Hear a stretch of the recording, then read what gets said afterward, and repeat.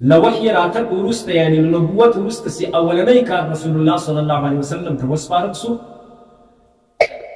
هغدا أو داسر أو دالمانزة أمر توسو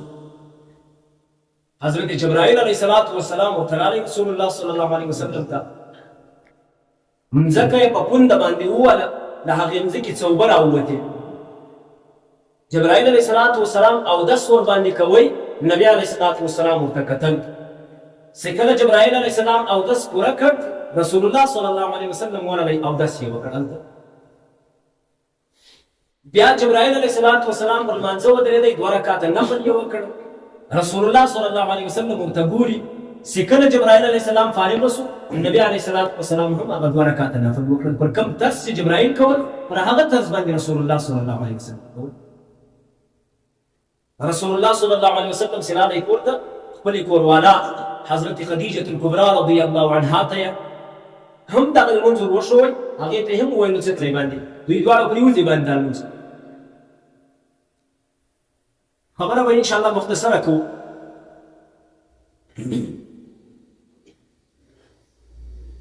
لنبوت یو ورځ وروسته رسول الله صلى الله عليه وسلم او حضرت خدیجة الكبرى رضي الله عنها په کور کې پرمانځه ولاړ حضرت علي رضي الله عنه دلسو یا د یولسو کلو د رسول الله صلى الله عليه وسلم په پرورش کې د دې ساتي وجه دا نصیحت د حضرت علي پلار ابو طالب سی ګوندې هغه ډېر مسکین د حالات سره خراب دي علي او نبی عليه الصلاه والسلام ته په غاړه کړی ده چې دوی به ساتي حضرت علي سی ګور تر دې سوتوي نبی عليه السلام او حضرت خدیجه پر منځ ولاړ دي نجاب باندې وکړي ولورو دا څه کیسه دي چې د اکا زمن دي سره د اکا زمن په پښتانم داسې ورته وایي د اکا زوی ته به ورور باندې وایي ورور دا څه کیسه دا څنګه ناوله د دین ده رسول الله صلى الله عليه وسلم ورته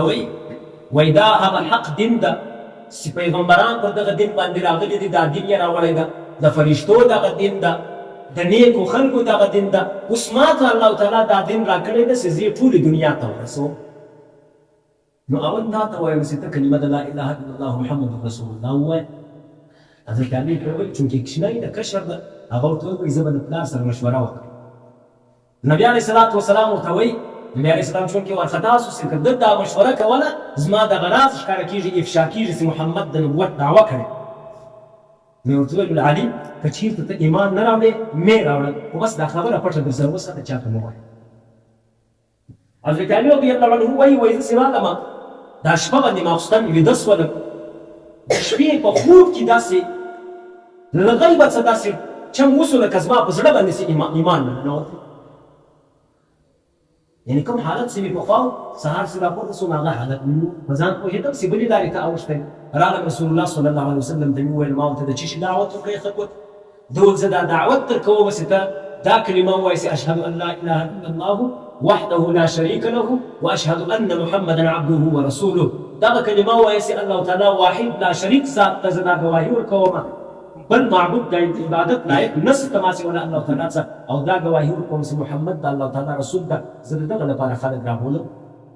حضرت علي رضي الله عنه بې ساخته له خولې څخه دا الفاظ ووتل اشهد ان لا اله الا الله واشهد انك رسول الله زه ګواهي ورکوم چې الله تعالی یو ذات ده له ده ما سوی بل څوک معبود نشته او د اکا زو ته د الله تعالی رسول یې رسول الله صلی الله علیه وسلم باندې ایمان راوړی رسول الله صلی الله علیه وسلم چې کله اهل بیتو ته وکتل په خپل کور کې په خاندان کې کوروالا د هغې ایمان راوړی د حضرت خدیجه رضی الله عنها د حضرت خدیجې اکا د قرنۍ پرون چې موږ ذکر کړ که ستاسو چیرې په یاد دي ورقه بن نوفل هغه ایمان راوړی د دا یې دوه بل دغه حضرت علي رضی الله عنه ایمان راوړی د دا یې درې یو رسول الله صلی الله علیه وسلم په خپله مؤمن ده دا یې څلور پنځم د رسول الله صلی الله علیه وسلم په خاندان کې د نبي علیه الصلاة والسلام یو وړی ده متبنا زوی یې ده چې په هغه وخت کې متبنا زوی له چا څه سطر په کور کې نه کویه چې په خوله باندې دې چا ته زوی وویله هغه یې زوی و زید بن حارثه رضی الله عنه نومیږي هغه هم ایمان راوړی ده دا پنځه کسان په ټوله مکه مکرمه کې مسلمانان رسول الله صلی الله علیه وسلم چې فکر وکړي چې په بل چا باندې خو زه دا خلکو ته دا دین اسلام نه شم رسولی نو راووتی چې کوم د ده تر ټولو هغه محب خاص ولو چې هغه په اختصاص سره یې دوستي ورسره کوله ملګرتیا یې ورسره کوله تر ټولو ښه ملګری حضرت ابوبکر صدیق رضی الله عنه ته کښېنستی هغه ته یې وویله ویل ابوبکره څه خبرې یې سره وکړلې اخر یې ورته وویله ویل زه خو راغلی یم د دې په خاطر باندې چې ما ته خدای پاک نبوت راکړی ده زه رسول د الله تعالی یم دغه دین ته خلک رابولمه ته هم رابول ګوري ابوبکر صدیق رضی الله عنه ته صدیق لقب ولې ورکول سوی ده په دې وجه باندې ورکول سوی ده چې یوه لفظ یوه عمل ده که صدیق لقب ورکوي رسول الله صلی الله علیه وسلم وایي پر هر چا چې ما اسلام پیش کړی دی چې ته اسلام قبول که ایمان راوړه هغه څه نه څه خبرې یې کړي دي اکر یې کړي دي څه یې داسې سره ځان کنجولی ده لیکن یوازې ابوبکر داسې سړی ده چې ما ورته وویل ما ابوبکره پر ما باندې ایمان راوړه ابوبکر صدیق بله خبر لا نه ده کړی اشهد ان لا اله الا الله واشهد انک رسول الله په دې وجه باندې به هر وخت رسول الله صلی الله علیه وسلم دا خبره کوي لو كنت متخذا خلیلا لاتخذت ابا بکر خلیلا کما په دنیا کې خپل ځان ملګری جوړول غوښتی چې ما د ځان ملګری وای همیشه دې زه له هغه سره وای لاتخذت ابا بکر خلیلا ما به ابو بکر د خپل ځان لپاره ټاکلی وای چې دی زما ملګری بل ځای کې رسول الله صلی الله علیه وسلم وایي پر ما باندې د هر چا احسانات شته د هر چا د احسان بدل ورکولی سم یوازې د ابوبکر د احسان بدل زما په وس نه ده پوره هغه مې پر الله تعالی باندې پرېښی د خدای د هغه احسان بدل وکړي ابوبکر صدیق رضی الله عنه په اول واري باندې ایمان راوړی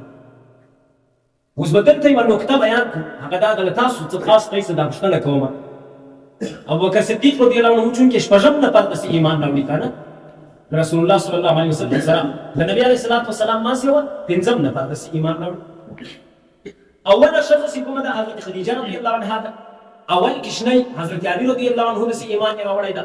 اول مریی حضرت زید بن حارثه رضی الله عنه داسې ایمان یې راوړی ده اول آزاد سړی ابوبکر صدیق رضی الله عنه داسې ایمان یې راوړی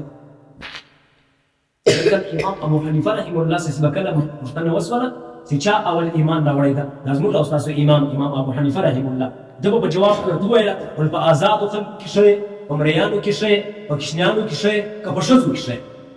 یعنې د هر یو به جلا جلا معلومات غوښتل په ښځو کې ول حضرت خدیجې ایمان اول راوړی ده په آزادو خلکو کې ابوبکر صدیق اول ایمان راوړی ده په کوچنیانو کې حضرت علي اول ایمان راوړی ده په مریانو کې حضرت زید بن حارثه رضی الله عنهم اول ور ایمان راوړی کوم ته وګورئ چې ټولو اول ور ایمان راوړی ده ابوبکر صدیق رضی الله عنه په دغه جماعت کې تر ټولو اخري مؤمن ده خو دغه ایمان د ابوبکر صدیق رضی الله عنه تر ټولو افضل تر ټولو ښه ده ولې ښه ده وجه یې درته وایم چې څه وجه ده وجه دا ده ګورئ علماو لیکلي وایي کوروالا او کشنی چې کوم دی د کور کشنی مریی خو هم په کشني کې راځي مریی خو د آقا مریی داسې آقا څه رقم ویل مریی به هغه رقم کوي کوروالا خو چې مېړه ورته وویل چې دا کار به کوې هغه یې خامخا کوي پر شرط دایس خو تابع د خامخا دی کوي اکشنی چې ستا په پرورش کې د حضرت علي د محمد په پرورش کې ده هغه ورته دا کار به کوې د یې خامخا کوي که نه ورته ووایي هم هغه کشنی خپل مور و پلار ته ګوري خپلو مشرانو ته ګوري چې هغه کوم کار کوي کشنی هم هغه کار سره خپله په دې وجه باندې علماو لیکلي دي وایي تاسو چې کله د فرضو څخه خلاص شئ سنت وړئ کور ته په کور کې تاسو سنت کوئ د لمانځه وروسته چې کوم سنت دي په دې خاطر باندې کور ته کوئ چې ستا کشنی اولاد اوس راپورته کېږي هغه به تا ته ګوري چې بابا سنت کوي بابا دلته لمونځ کوي کله کله تاسو به لیدلي یي چې دی کور لمونځ کوئ اکشنی زوی راولاړ شي اکشنی لور ستا پر څنګ باندې په لمانځه ودرېږي هغه دا چم درسره کوي درته زده کوي دا ستا ګټه ده چې ته په کور کې سنت کوې دا خو هسې خارجي خبره وایي نو حضرت علي حضرت زید بن حارثه او حضرت خدیجه رضی الله عنها دا خو چونکې د رسول الله صلی الله علیه وسلم تر لاس لاندې خلک ول دغو په هر حال ایمان راوړي ابوبکر صدیق رضی الله عنه یو آزاد مستقیم سړی نبی علیه الصلاة والسلام نه پر ده باندې برداشت راوستی سي نه به دی په زور مسلمان کولی سي لیکن ابوبکر صدیق رضی الله عنه آزاد طبیعته سړی ده بیا یې هم ایمان راوړی د ده ایمان تر دا نورو ټولو ایمانو افضل سو بهتر سو بل په دې وجه باندې بهتر ده چې کله ابوبکر صدیق رضی الله عنه ایمان نو راوړی نبی علیه الصلاة والسلام یې یوې خواته نو وتلی په اسلام پسې په دین پسې په دعوت پسې په دغه کور کې دننه ولو هېڅ چا ته دی نه سوی ویلی چې ایمان راوړه ابوبکر صدیق رضی الله عنه ته چې کله وویله ابوبکر صدیق رضی الله عنه له ده سره کومک او معاونت شروع کوي دستي د اسلام نشر شروع سلو انتشار یې شروع سلو اسلام اشاعت شروع سلو نور خلک راغلل ایمانونه یې راوړل حتی چې ابوبکر صدیق رضی الله عنه ډېر کسان له ځان سره راوستو رسول الله صلی الله علیه وسلم ته هغو ایمان راوړی ده د هغوی څو څو کسانو نومان واوري. عثمان ابن عفان رضی الله عنه، ابو بکر صدیق رضی الله عنه راوستلی د نبی علیه الصلاة والسلام ته، زبیر ابن عوام، عبد الرحمن ابن عوف، طلحه ابن عبید الله، سعد ابن ابي وقاص رضی الله عنه. دا هغه کسان چې په دا قریشو کې غټ غټ خاندانونه لري، ښه اشراف خلک دي، سرداران خلک دي، مشران خلک. نو د ابوبکر صدیق رضی الله عنه ایمان په دې وجه چې د ده په ایمان راوړلو باندې اسلام پر مخ باندې ترقي شو. دا پیدا پنځه نفر مسلمانان شو. په حضرت علي رضی الله عنه باندې تر اوسه پورې خپل کور نه ده خبر، مور پلار نه دي ورباندې خبر. ګوري روایاتو کې راځي وایي یو کال حضرت علي د خپل پلار څخه په پټه مسلمان پاتې شو. پلار ته نه دي ویلي، ابو طالب ته نه دي ویلي چې ایمان راوړی ده.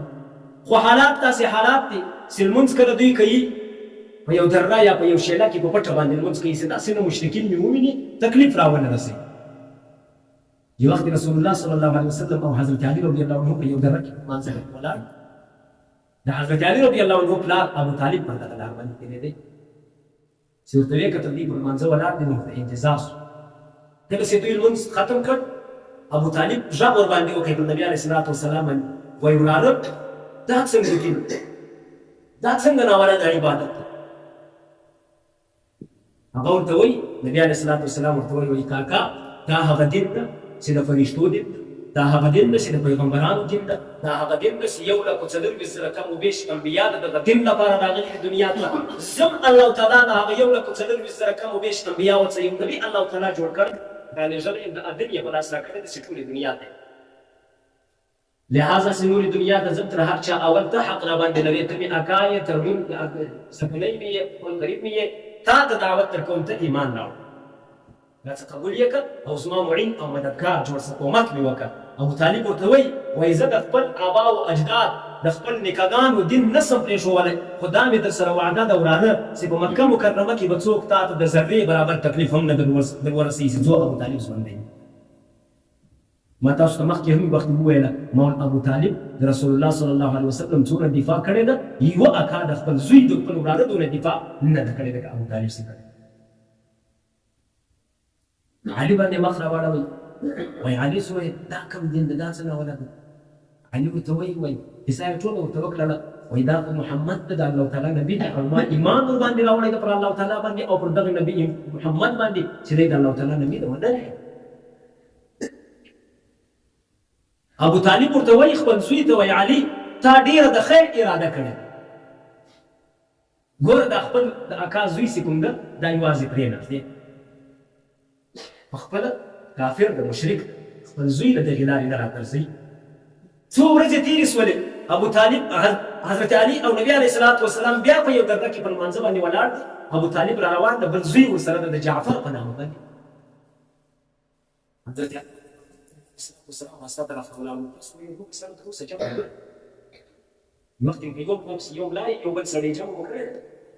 ملا دی لږ مخته یې دا مقتدي راسته طرف ته دی نږدې ورسره ولاړ، نه ډېر شاته یې نه ډېر مخته. علي رضی الله عنه د ارکم ولاړ. ابو طالب خپل زوی ته جعفر ته مخ وواړه، وایي جعفر ولاړ شه، د محمد ستا د اکا د زوی یو طرف زما یوه زوی نیولی ده، دا بل طرف یې ټول ایسته چې څوک تکلیف ور ونه رسوي. جعفر یې هم ورولېږي ورس، جعفر هم راغی د نبي علیه الصلاة والسلام پر څنګ باندې ودرېدی، پر نبي علیه الصلاة والسلام باندې جعفر ابن ابي طالب رضی الله عنه دا د حضرت علي رضی الله عنه ورور، دغو دواړو ایمان راوړی ده پر رسول الله صلی الله علیه وسلم باندې. د اسلام ابتدایي شپې دي، اولې شپې دي، مسلمانان ډېر کم دي، اسلام ډېر کمزوری ده، ډېر مغلوب ده. یو حدیث کې راځي رسول الله صلی الله علیه وسلم وایي الاسلام بدأ غریبا، اسلام یو غریب یو اجنبي شی و چې شروع سلو، وسيعود کما بدأ، ژر داسې داسې به راوګرځي لکه څنګه چې جوړ سوی و، او هغه وخت اوس ډېر رانږدې سوی ده چې اخره زمانه کې به اسلام بیا دغه رقم سي، څو لپاره په نامه یې څو کسان به مسلمانان پاتې سي.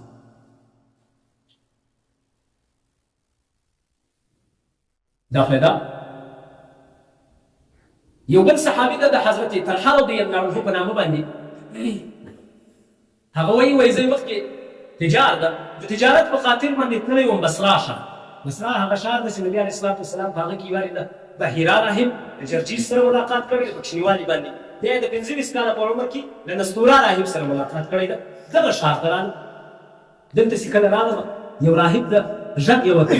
وایي د حرم اوسېدونکی څوک شته که نشته په داخل وایي ما غږ ورته راوکړی ما زه طلحه د حرم اوسېدونکی یم ده راته وویل د احمد ظهور سوی ده که نه ده سوی احمد دنیا ته ظاهر سوی ده که نه ده ظاهر سوی ما ورته احمد څوک زه راته وویل احمد د عبدالله زوی ده پسې د په دغه میانځ کې دی دنیا ته د نبي په طرز باندې ځان ښکاره کړ وایي ما خپل کاروبار پر هغه ځای باندې پرېښود وایي په منډه راستون شوم رامنډې مې کړې رالم مکې مکرمې ته په مکه مکرمه کې مې غږ وکړئ چې په مکه مکرمه کې به نوې قصه نه وي راپېښه شوې وایي چا راته وویل هغه محمد امین نه دی امین محمد هغه صادق هغه د نبوت دعوه کړ څوک یې ملګري وایي دوی راته وویل یوه یې کوروالا حضرت خدیجه یو یې مریی ده زید ابن حارثه یو یې د اکا زوی حضرت علي ده یو د ابن ابي قحافه د ابو قحافه زوی د ابوبکر صدیق رضی الله عنه سره ملګری ده بل ملګری ده څوک وایي حضرت طلحه رضی الله عنه وایي زه فورا لاړم ابوبکر صدیق رضی الله عنه ته ابوبکر صدیق رضی الله عنه زه تر لاس ونیوم وایي تر نبي علیه السلام پسې ورسوم د نبي علیه السلام خبرې چې ما واورېدلې پر ما باندې دی بالفور اثر وکړي پر دغه ځای باندې ایمان راوړي چې واقعي دا د الله تعالی دا څوک وایي حضرت طلحه رضی الله عنه پاتې شو سعد بن ابي وقاص رضی الله عنه که تاسو فکر کړئ ما درته ذکر کړل په هغو کسانو کې کوم کسان چې ابوبکر صدیق رضی الله عنه تر لاس نیولي دي راوستلي یې دي و نبي علیه السلام ته په هغو کې سعد بن ابي وقاص رضی الله عنه هم شامل دی سعد بن ابي وقاص رضی الله عنه وایي ما یو وخت کې د اسلام تر راوړلو 3 شپې مخکې مې خوب ولیدی خوب وینم په یو داسې تکه توره شپه کې ولاړ یم چې نه لار معلومېږي نه یو ستوری شته نه یو رڼا شته دا خپل لاس ته یې ونیسم نه وي هغه طرف ته چې مې لرې وکتل یو مهتاب یو نرۍ سپوږمۍ راپورته سوله ښکاره سوه بس د هغې سپوږمۍ لار مې ونیوله پخوا خلکو کې سپوږمۍ او په ستورو باندې لار پیدا کوله سپوږمۍ لار مې ونیوله ولاړم هغه سپوږمۍ ته ځان رسوم هغه رڼا ته ځان رسوم چې ور ورسېدم په هغه رڼا پسې ابوبکر صدیق حضرت طلحه او زید بن حارثه او علي لاس نیولي دي تر ما مخته دوی ورسېدلي دي زه هم ورسېدم چې ورسېدم سهار چې راپورته شوم لاړم ابوبکر صدیق رضی الله عنه ته مې دا خوب وویل ما دا کوم خوب لیدلی هغوی دا خوب رښتیا د هغه کومه رڼا چې د هغه محمد نبي علیه السلام په خوب لیدلی ده یا د نبي علیه السلام لار دغه دین بالحق اسلام ده او موږ تر تا له مخه ورغلي یو هغه ځای مې نیولی ده ته هم رانیت مستم داس راکول وایي چې نبي علیه السلام ته هغه رسول الله صلی الله علیه وسلم باندې ایمان راوړی دا څوک ده سعد بن ابي وقاص رضی الله عنه یو صحابي به لا ذکر کړو انشاءالله خبره به خلاصه کړو که چیرې وخت را سره وو نو به دوم صحابي ذکر کړو الله تعالی دې وکړي چې په وخت کې برکت ولویږي خالد بن العاص خالد بن سعید بن العاص رضی الله عنه ګورئ یو خالد بن ولید دی یو خالد بن سعید دی د دغو دوه فرق باید تاسو واورئ خالد بن سعید خالد بن ولید هغه څوک و چې هغه ډېر جنګیالی سړی ول حتی چې کله مسلمان شو له اسلام وروسته یې دونه جنګونه وکړل شهادت یې په نصیب نه و لیکل سوی چې کله مړ شو پر بستره باندې مړ شو په بدن کې یې روغ ځای نه یو خالد بن سعید دا قصه چې اوس کومه درته کوم دا د خالد بن سعید خالد بن سعید رضی الله عنه وایي ما ته اسلام راوړ هیڅوک داسې مخکې خوب ولیدی خوب مې داسې خوب ولیدی چې یو غټ اور یي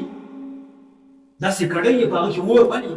د دا اور پر غاړه باندې زه ولاړ یم پلار مې ورپورې ویي دغه طرف ته محمد راسي تر لاس مې ونیسي راکش سهار چې راپورته شوم نو مې له ځان سره دا فیصله دا تعبیر مې ځان ته په خپله ورکوي چې والله العظیم دا خوب حق او رښتیا بس راغلم چې درغلم ابوبکر صدیق رضی الله عنه مابوزه راغلم نبي علیه السلام ته نبي علیه السلام ایمان چې کله مې ایمان راوړی ورته ولاړم پلار راونیولم دونه یې وویلم چې سر یې رامات کړی حتی چې یو لکړه یو ډنډه وه هغه ډنډه یې په سر باندې راماته کړه ما چې ویل دا لار پرېږده که دا لار نه پرېږدې ستا خوراک او څښاک بندوم ما خوراک او څښاک که ته بند کړې هغه رازق ذات الله تعالی ما ته بیا هم رزق راکوي نه پرېږدي له کوره یې چې ما اخیستم خپلو زامنو ته یې وویل که هر چا له خالد سره خبره وکړه د هغه به هم دغه انجام یې وکړه خالد ویستم راغلم د رسول الله صلی الله علیه وسلم در ته د نبي علیه السلام په در اوسېږي ولله العزة ولرسوله وللمؤمنین هر چا وطن پسې ورځي هلته عزت نه د لازمي چې درکول کېږي به لیکن که د الله تعالی ودرته ورلې د نبي علیه السلام ودرته ورلې د مؤمنینو ودرته ورلې هلته به تا ته الله تعالی عزت درکوي خالد ابن سعید ته بیا الله تعالی عزت هم ورکوي. الله تعالی په قرآن کې دا دعوه ورسره وکړي رضي الله عنهم ورضوا عنه. دنیا کې الله تعالی زیر ورکوي زړه تاسو راځي. یو صحابي پاتې سو د حضرت عثمان بن عفان رضي الله عنه، هغه ابو بکر صدیق رضي الله عنه راوستلی ده. د هغه په قصه کې اشعار ډېر دي. کیسه یې څه سره اوږده ده خو ډېره نه ده اوږده، هغه اشعار یې ډېر دي. سبا به انشاءالله العزیز پر هغه برابر باندې هم خبرې وکړو که الله تعالی چیرې توفیق راکړي، که ته سبا پورې چیرې موږ باندې ولو د یې مختصره خبره انشاءالله ښیي، نو به نه سره بوجېږو نه به سره ستړي کېږو. الله تعالی دې موږ او تاسو ته د رسول الله صلی الله علیه وسلم سیرت، د رسول الله صلی الله علیه وسلم زندګي، د رسول الله صلی الله علیه وسلم طرز را زده کړي.